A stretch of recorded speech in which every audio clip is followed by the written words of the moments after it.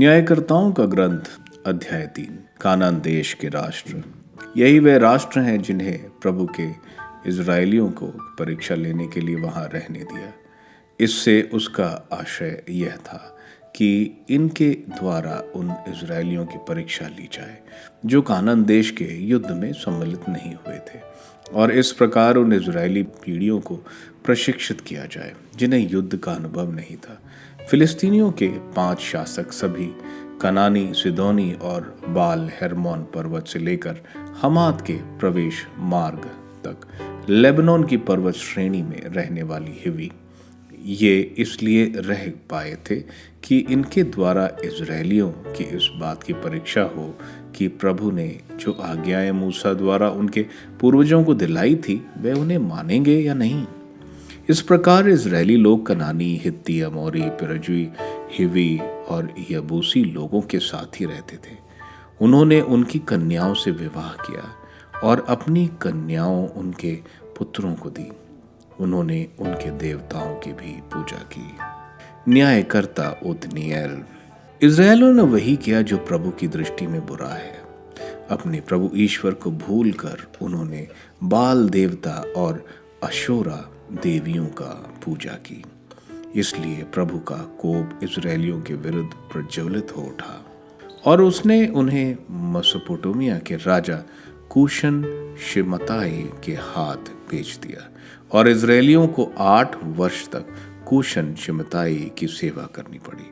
फिर इजरायलियों ने प्रभु से सहायता के लिए प्रार्थना की और प्रभु ने उनके लिए एक उद्धारक अर्थात कैलेब के छोटे भाई केनेज के पुत्र ओत्नीएल को नियुक्त किया, जिसने उन्हें मुक्त किया। वह प्रभु से प्रेरणा प्राप्त कर इजरायलियों का न्यायकर्ता बन गया। वह युद्ध करने निकला और प्रभु ने मेसोपोटामिया के राजा कूशन शिमताई को उसके हवाले कर दिया। कूशन शिमताई पर उसे विजय प्राप्त हुई। इसके बाद देश में 40 वर्ष तक शांति रही। न्यायकर्ता एहूद और शमगर। केनेज के पुत्र ओनियतैल के मृत्यु के पश्चात जब इजरायलियों ने फिर वही किया जो प्रभु की दृष्टि में बुरा है, तो इसके कारण प्रभु ने इजरायलियों को मोआब के राजा एग्लोन के हाथ दे दिया।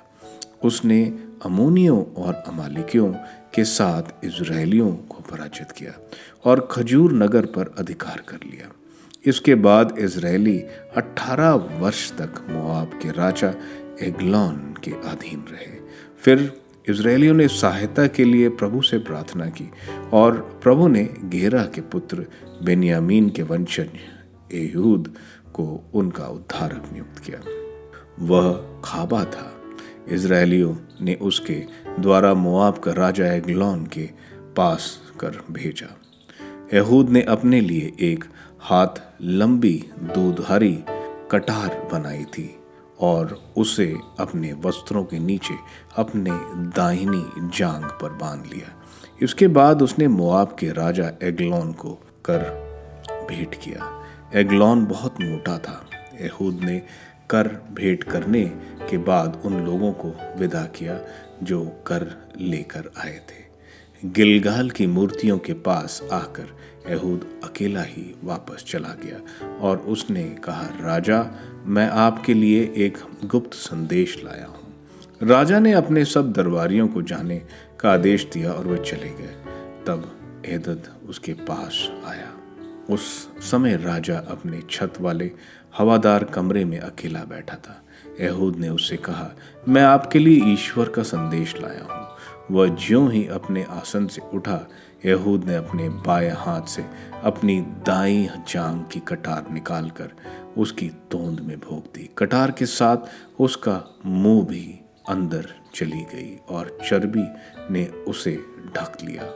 क्योंकि एहूद ने उसके पेट से कटार नहीं निकाली, एहूद ने कमरे के दरवाजे बंद कर छिटनी लगा दी और वह खिड़की से चला गया।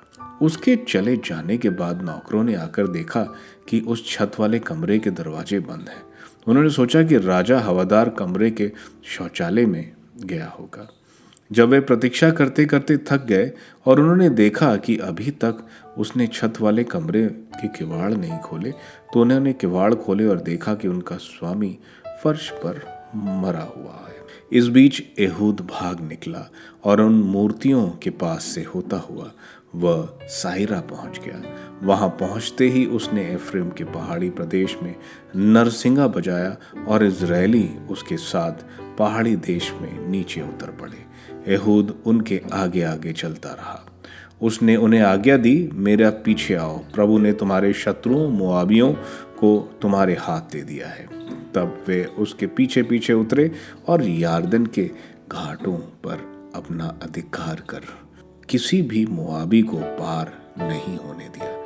उस समय उन्होंने मोआबियों के लगभग 10,000 बलिष्ठ और वीर पुरुषों को मार डाला, उनमें एक भी जीवित नहीं रहा। मोआबी उस दिन इजरायलियों के अधीन हो गए।